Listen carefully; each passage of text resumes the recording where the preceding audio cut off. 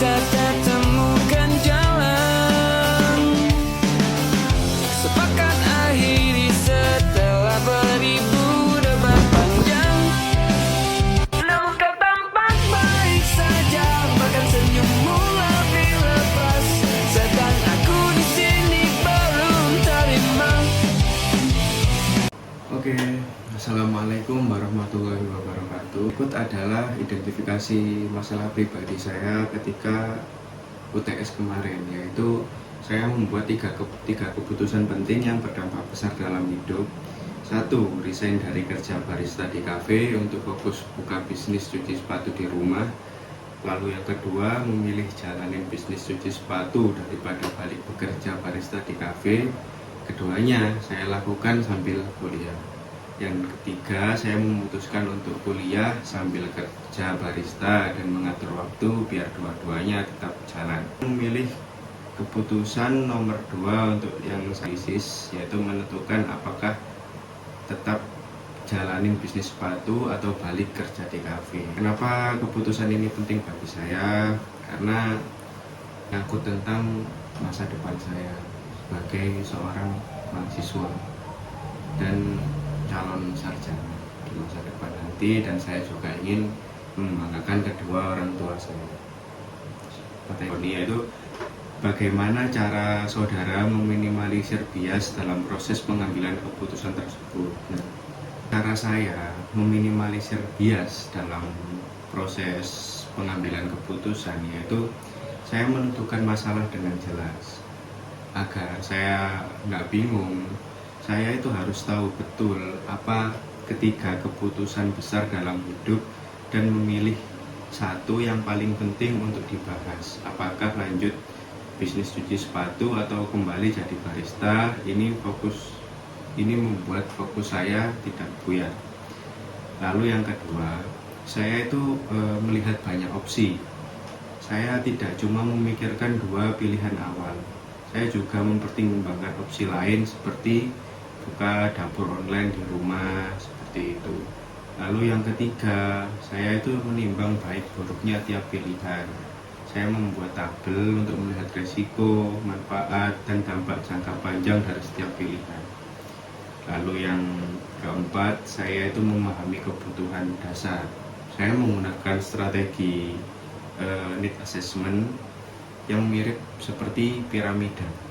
Jadi untuk yang di paling bawah itu adalah biaya hidup, lalu yang kedua ini biaya kuliah, dan yang paling atas adalah kepuasan kerja. Saya mendahulukan kebutuhan dasar saya di paling bawah ini untuk kebutuhan sehari-hari, lalu kemudian pendidikan sebagai investasi saya di masa depan, dan yang terakhir saya memilih kepuasan kerja adalah sebagai untuk menyeimbangkan kedua pilihan tersebut ini. Jika kepuasan kerja saya terpenuhi dalam artian gaji dan yang lainnya, maka biaya yang kebutuhan dua lainnya ini pasti juga akan terpenuhi. Lalu untuk pertanyaan kedua, saya akan menjelaskan situasi di mana saya akan membutuhkan negosiasi dalam keputusan yang akan saya ambil dan bagaimana cara saya melakukan negosiasi tersebut.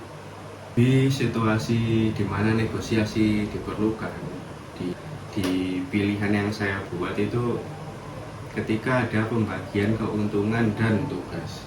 Saya dan teman saya perlu bicara dengan jelas tentang berapa persen keuntungan yang didapat oleh kedua pihak atau masing-masing.